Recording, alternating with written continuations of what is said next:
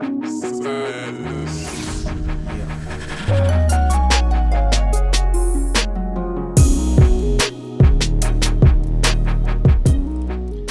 cool. So I'm gonna go through addition of drums. So how are we gonna do that? We've got two different sections here, actually three, maybe even four. I'm gonna add drums. So I usually just go to any kit that I have. Let's start here. Just start picking out percussive elements.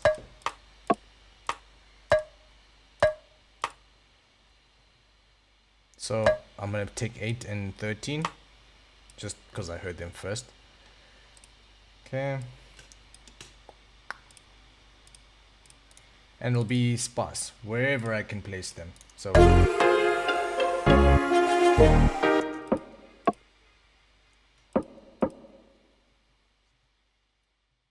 okay, I'm gonna add this one into a new pattern.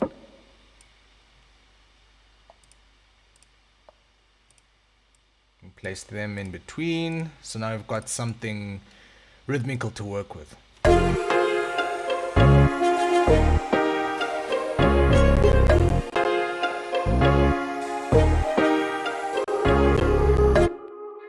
Okay. What I actually want to do, just because I'm using OBS to record this video, I'm gonna convert certain things into wave, just so it's easier to deal with.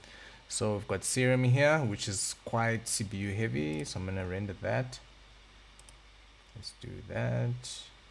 I'm otherwise usually okay. It's just that obviously now because I'm running a video, there's one or two issues.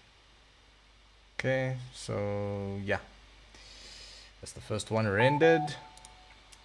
What else can we render?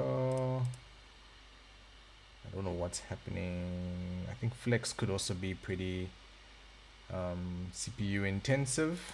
We're gonna do the same thing here for pattern 3. Let's render that, and then after that I'll render one more and jump right back in to what I'm doing. Just want it to be a bit more seamless.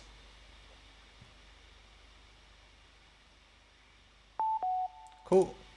Select one more thing. I think let's get this tape piano. I don't know if it's big or not. I don't know if it's CPU hungry or not, but it's got to go. Cool. So there should be less stuff being triggered each time, and you should find it a bit easier to work. Let me take all those elements and just reconnect them. Cool.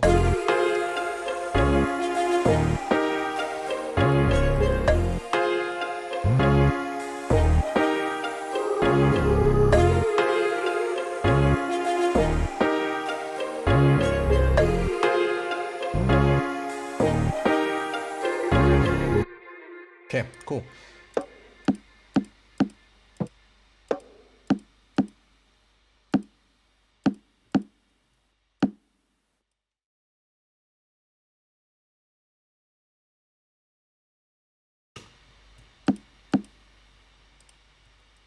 Okay.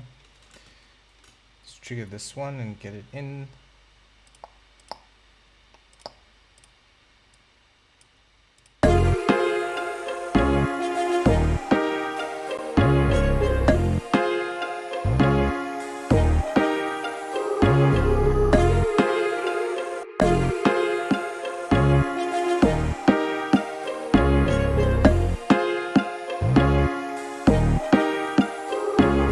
Cool. These sounds have now been added. I'm just gonna pan this one.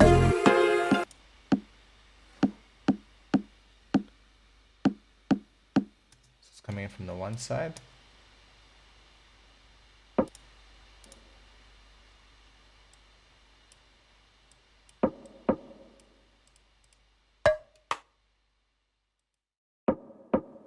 Okay. I'm gonna add a couple more percussive elements. This will be nice. Just at the beginning of every 4. Okay.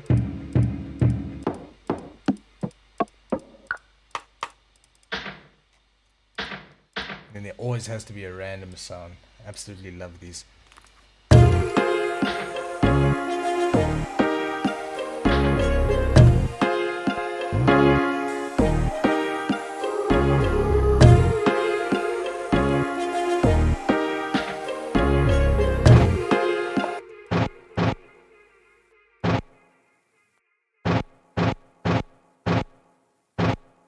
Okay, this will be nice for a transition.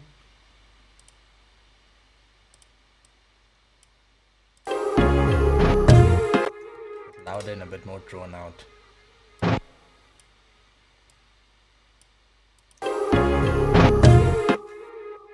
Let's pitch it down slightly. Okay.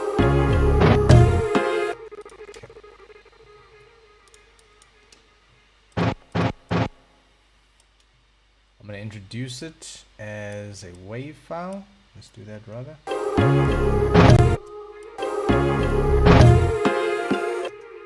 That way I can manipulate it. So I'm going to bring it into the mixer.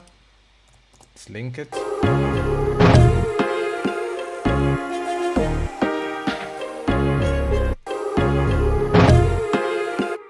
Just to add a little something. Okay.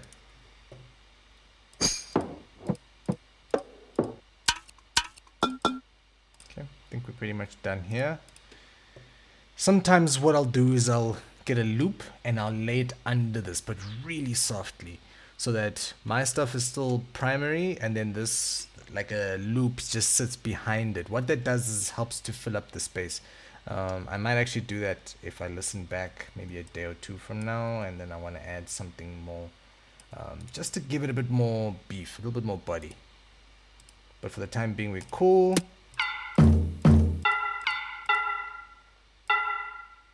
Just adding random sounds in now.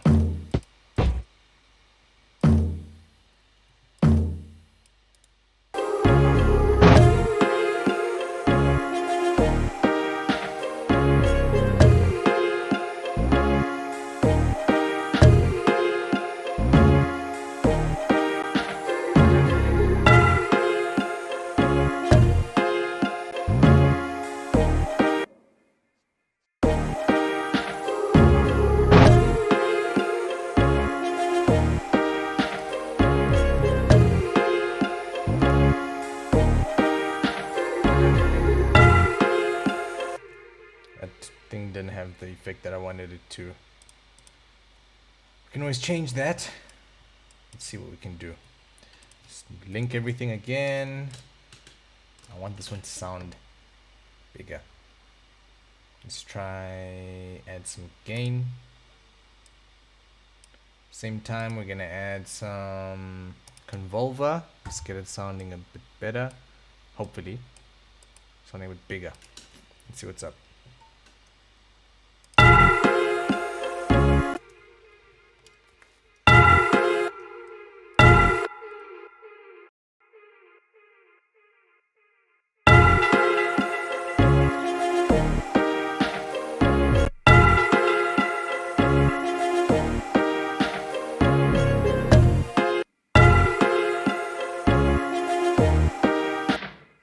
I just wanted to blend, and it's blending.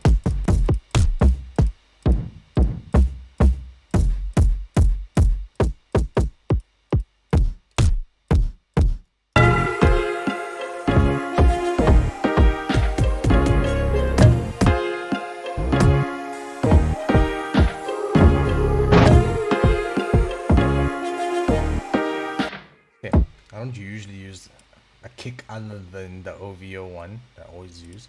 So today I'm gonna try something new. See what happens.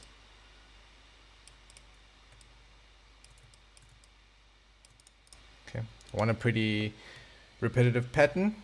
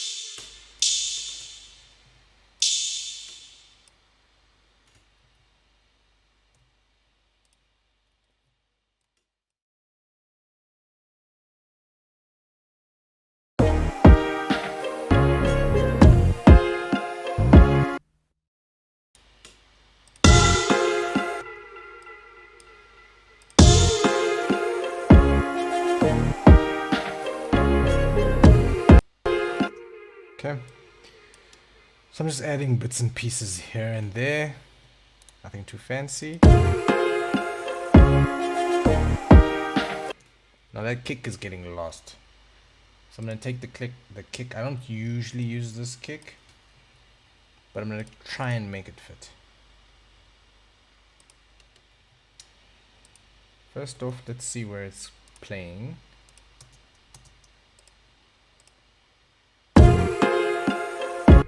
That's everywhere. Okay.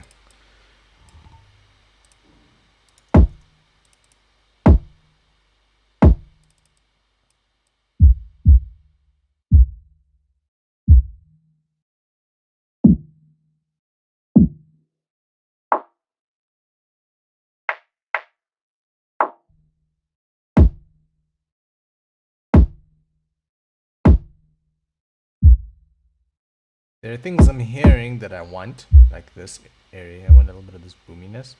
Not too much of it though. I think what I really need is probably around about here.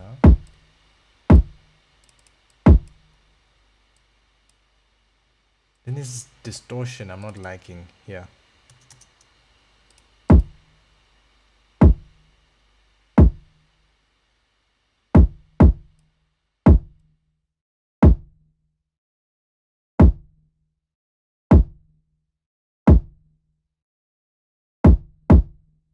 There's a roundness that I'm not getting. And this is why I always refer back to that kick. Every single time. It's not as monstrous, but it does what it needs to do. So I'm gonna get them to play at the same time. I'm gonna layer the kicks. I'll want some stuff from one and some stuff from the other. Let's see.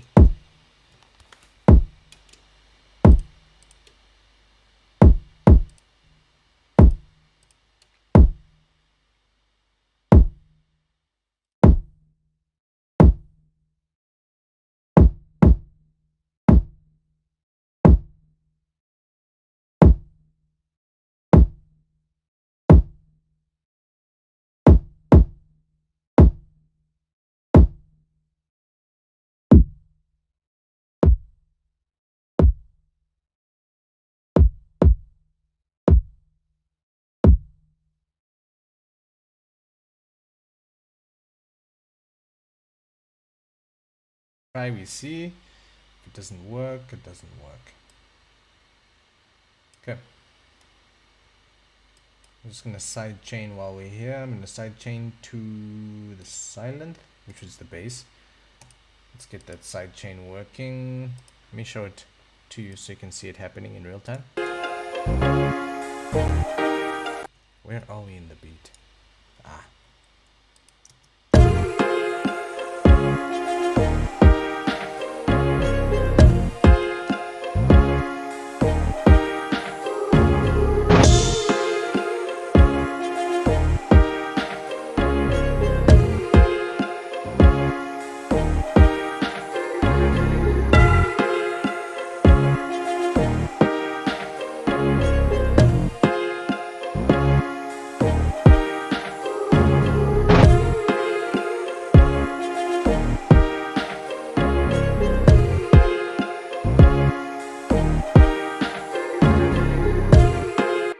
You know what? I'm not gonna be fancy. I'm gonna go back to my old kick. I just like it so much.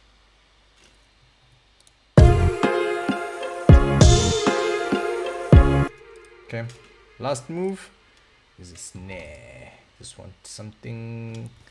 It's not gonna be too harsh. It's still gonna be. It's gonna give a bit of a kick. Even looking in the wrong place. There we go.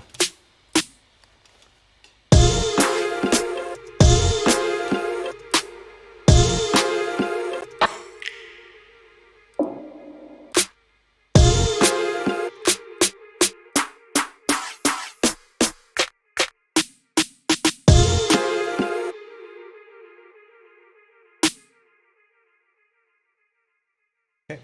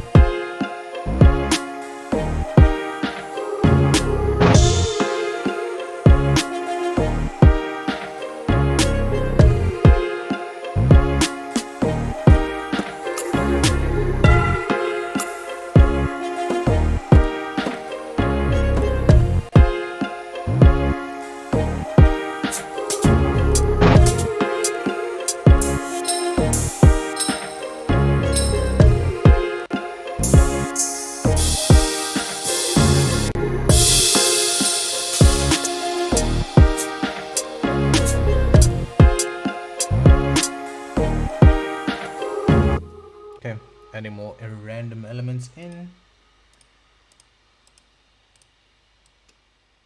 This is more so for the halfway point of what we have here.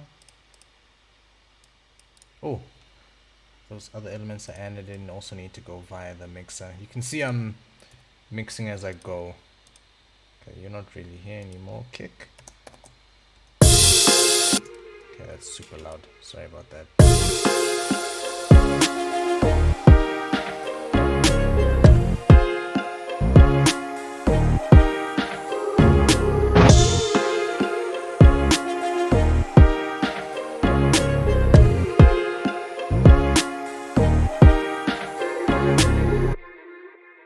Okay.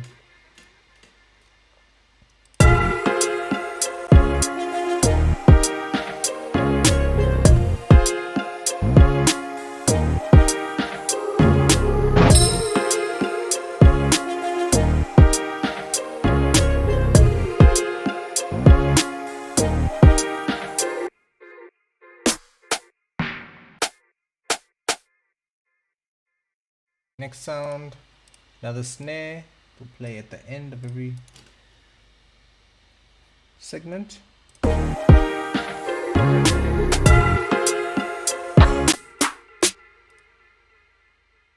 See if I can do that drum loop thing where I use the drum loop to add a little something to the overall track. So here we go, got some percussive drums.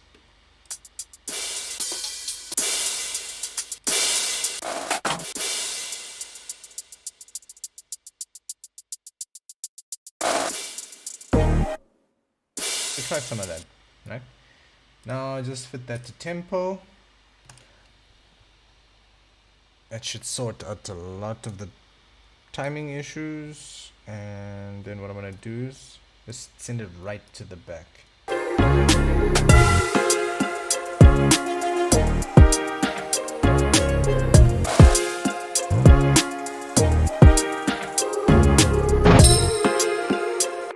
Okay. So I do this usually when I want a B section. So the first section never really ever has this stuff. When I wanna spice it up, when I wanna add another element, and also if I just want to add a new dimension, because I have my stuff, which is all the upfront stuff that I can separate and I can pan stuff to the left, to the right. But with this, what's nice with it is when I bring it in, it just adds another layer of percussion on, well, under the layer of percussion that I've added. So it just gives it a new dimension.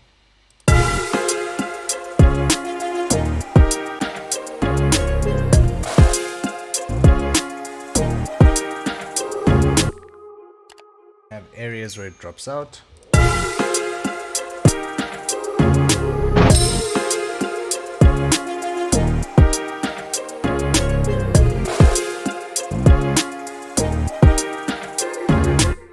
Okay, now that we have all the elements down, what we're gonna do now is just lay things out. So it can't start like this. It sounds ridiculous. It will sound bad.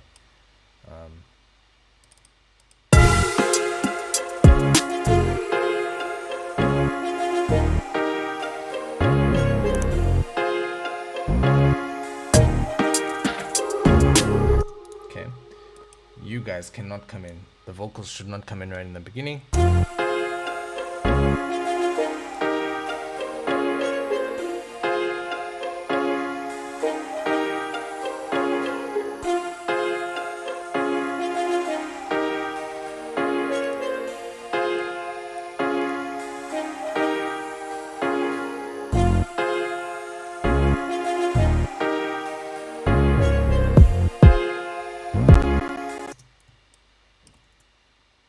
Okay.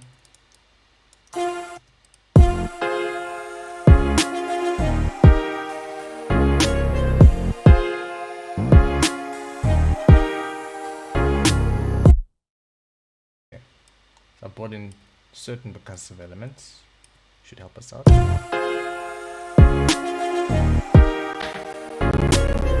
Whew, and the CPU is taking strain again. I might have to look into that.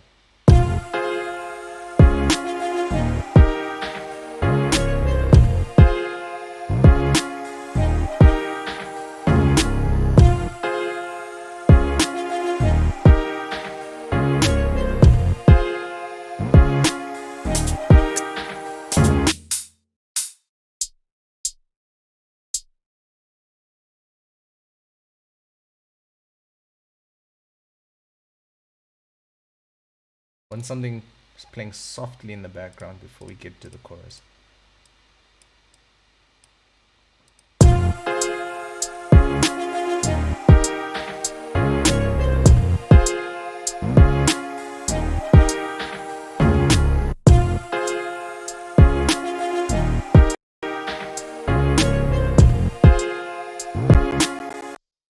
Okay.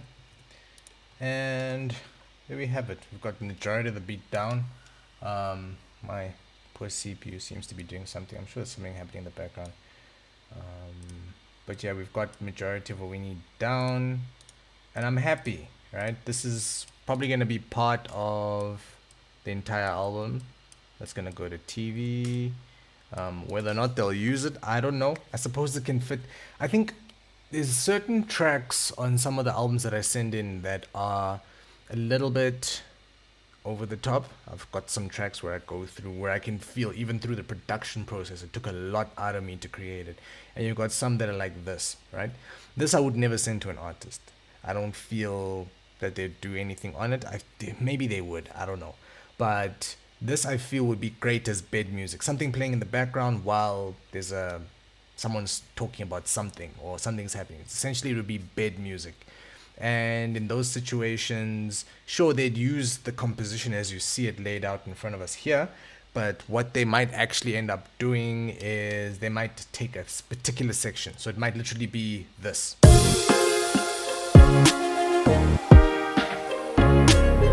And that's it. That's the advert. Done. Now,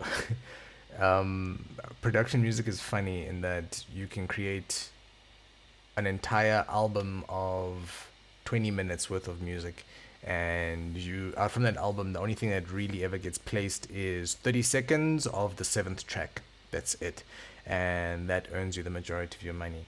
What I like about library music and creating these albums is that even the ones that I think are gonna do well, like they'll go together with the ones that I think aren't necessarily gonna do as well, but I can never tell.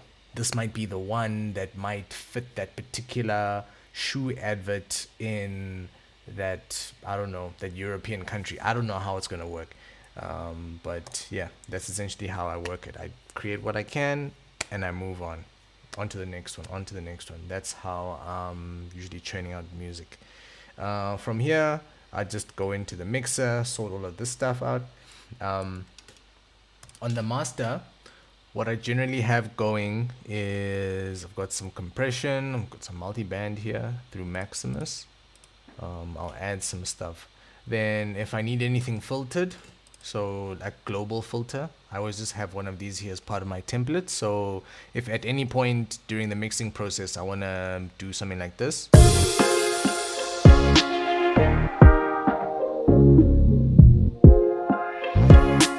then I can, right? I'll just automate that. I'd create an automation clip and then I will just edit that. I'd go create automation clip, and then dependent on where I want it, I'll just automate it in and out.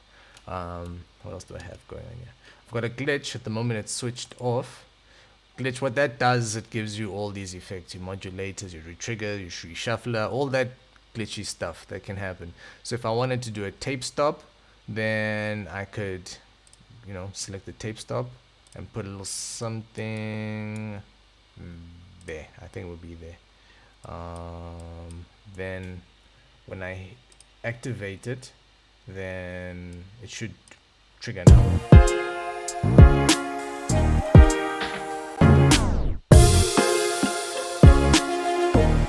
Right, something like that.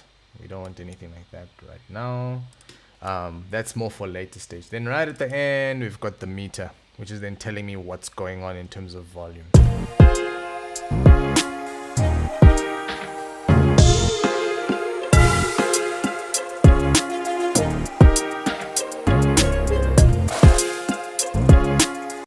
If you see what's happening there, it's still quite low. I'm gonna push it, like it's gonna be loud and that kick is gonna come right the way through. Yeah, once the final track is done. But this is essentially the creation process. Thanks for watching.